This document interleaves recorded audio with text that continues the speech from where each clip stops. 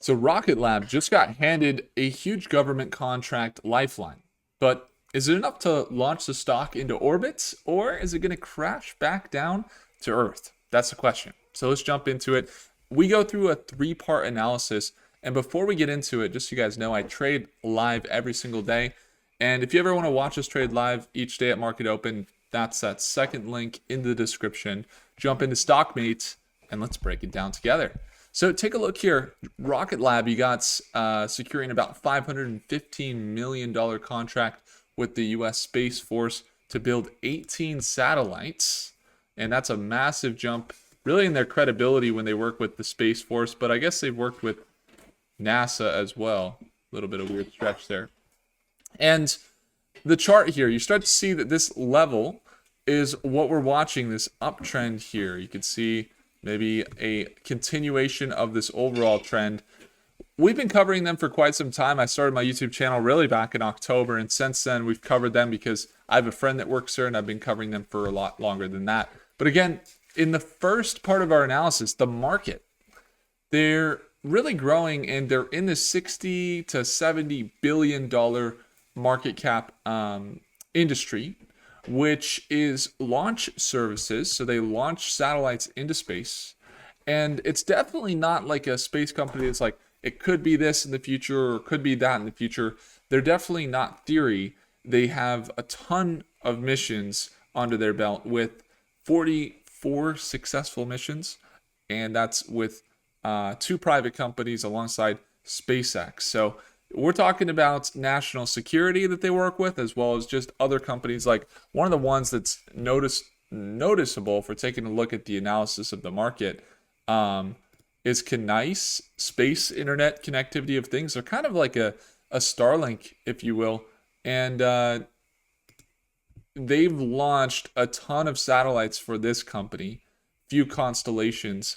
And Rocket Lab continues to do so. You can see right here, they had earlier this year success of our fifth and final mission, High Five, on March 18th. Our 5 nanosatellites launched aboard the Electron rocket. So they're launching with Rocket Lab there. So again, not like theory or anything like that. The market's growing.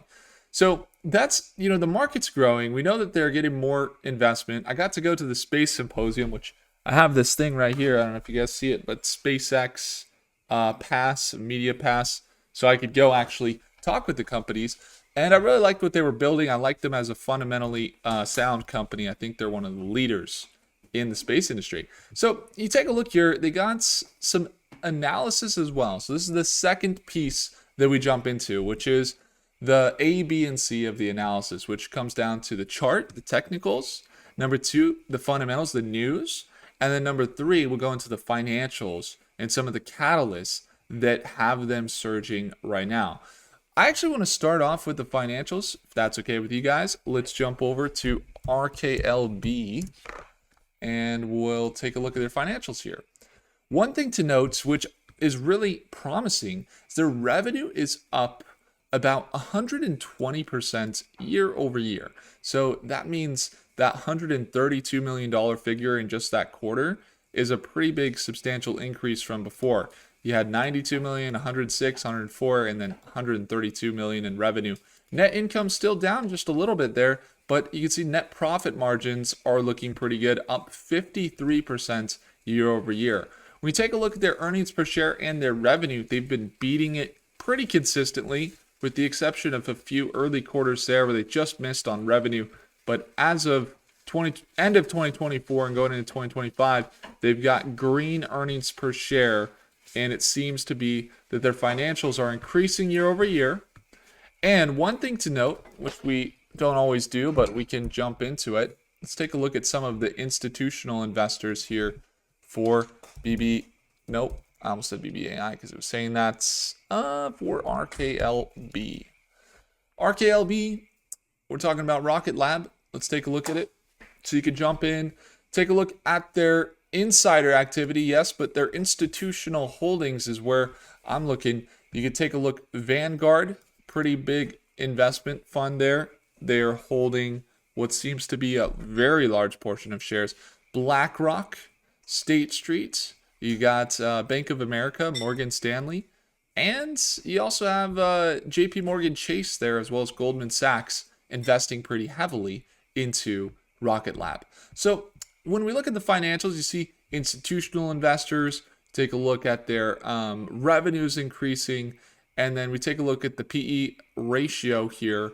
Looks like they're doing okay with their PE ratio, and their growth rates are looking all right. Growth projection there's 79.18 for 2026. So what gives? Why are we looking at them right now? Well, take a look at their chart. Let's jump in from financials, which looked pretty good, into the chart, starting to get some momentum, holding above this 200-day moving average. If they're going to hold above this 200-day moving average and keep on track with the trend that they were in previously, this is the type of trend we could see, right? Getting up into these previous levels, maybe even continuing the trend up into this range, which would be about a 53% increase from their current prices. Now, normally you would be looking at a space company like this, and it kind of stops the conversation a little bit when we look at the financials. Like time and time again, we look at a company in the space industry, and I'm looking at them saying, yeah, it's really cool, they're doing awesome stuff, but they're not really making money. Like, they're not making enough money. With Rocket Lab, though, they have pretty good financials, and they're starting to really pick up revenue. And their next earnings call is on May 6th. And if that goes well, and they do continue to see that increase in revenue, then this right here, this type of move could be pretty eminent. Now, you might say, Will, the market's been kind of shaky. You got tariffs, you got all this stuff, which I'm excited for our 10K tariff challenge. How many of you guys want to join? Let me know. We're going to be launching that here in the next few days. It's going to be how to invest and trade and take advantage of some of the moves that are happening as a result of tariffs, which is super cool. But outside of that, you do see some catalysts that might push the market up further, like Microsoft having some good earnings recently and surging about 10% today in their recent earnings. So Microsoft really crushing it, and maybe that starts to push the market up even more. So again, technicals, not really going super deep. It's holding above the 200-day moving average. It's starting to trend upward. There is going to be some resistance at its current level. As you can see, it did just recently get a little bit rejected right here. But on top of that, right, at this level that we've seen, there's also this resistance. See that resistance right there? Resistance here. Then a support, so previous support acting as a resistance, and there's a resistance level right there. So right now it's actually breaking up above the 200-day moving average, and we're seeing it start to build this uptrend. The question is, if it really breaks up above here, the next level to reach really is in this $24, $25 range, somewhere in here. That would make a lot more sense for them. So we'll see if they break up above that $22 range. That's what we'll be watching closely. Now, outside of some of the partnerships, we get into the third, or the C, A, B, and C. We did A is technicals, or we started with financials. Then B, we did technicals. Now we're going news right now. As we're looking at this, they're helping many companies launch their satellites into space. So they're right on the frontier. And if you take a look at let's go to Rocket Lab. One of the other news articles that really impresses me, or not news articles, but just things about the company that are interesting. The end-to-end space company is what they say. So you know how some companies might go order certain parts so they can build their computer, or they can build their rocket, or what have you?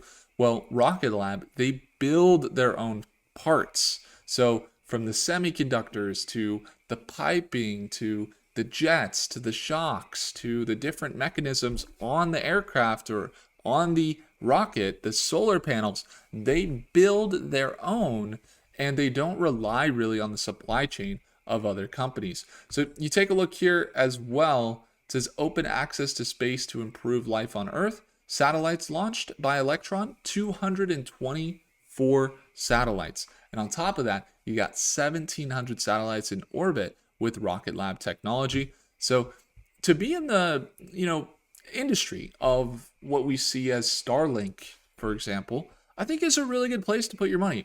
I see it as a place I'll continue to invest in, and would expect more growth as, take a look at Starlink. I mean, everybody's using Starlink. I don't know about you guys, I'm using Starlink right now because it's so good. Like it's so fast and it's so efficient and it's fairly cheap that that type of technology, it really is changing the game for a lot of us. So I think they're going to improve a lot of the technology and be one of the companies that allows for those companies to make it happen as they're launching pretty consistently and pretty efficiently. Another thing is they build their rockets not out of steel, like for example, SpaceX builds out of steel, which is really heavy. It's strong, but it's pretty heavy. They build out of like carbon composite, which is very light, and it makes it easier for them to. The materials are much cheaper to build, so that's something that's pretty cool. So that's how the news looks. There's also some partnerships. So we know they're doing the Mars mission. This is a sample return mission. I think it was between a and $8 billion mission where they're doing a launch to Mars. And essentially, NASA was doing something where they were scouting it out, figuring it out, and they were saying this is going to cost us $20 billion or something like that. And Rocket Lab comes in and says, hey, we could do it for way less. And so Rocket Lab is now on this Mars lander vehicle, Mars ascent vehicle mission here. And you can kind of go through the whole mission. It's pretty exciting stuff. And yeah, really excited to see how that plays out. They got their rover, they got their lander, but this all comes because of this. They have some really good contracts. So we'll be watching for some accumulation at market open, and we'll definitely see what happens ahead of earnings here. We got to confirm this breakout here, really above this $23 range. If it pushes, this could be a multi-day run, and it's what a lot of investors are waiting for. And if it fails here, it'll most likely retest this support pretty quickly. So we'll see if an opportunity presents itself at market open. If you guys want to watch me trade Rocket Lab and AI stocks and tech stocks live, it's that second link in the description to join us at market open. Tomorrow we go live at 6:30 a.m. Pacific Standard Time, as we do each day. Today we were trading Tesla stock and then wrapped it up with some puts on a company, and then got a small position over there on Microsoft, which is up 6% as a result of their spike today. But again, if you want to watch me trade live, we trade Rocket Lab, we trade space companies, quantum companies. The second link in the description to join us there tomorrow. Thanks so much for watching, guys. If I earned your thumbs up, just hit that like button. Do consider subscribing, and I'll see you guys in the next video. Take care.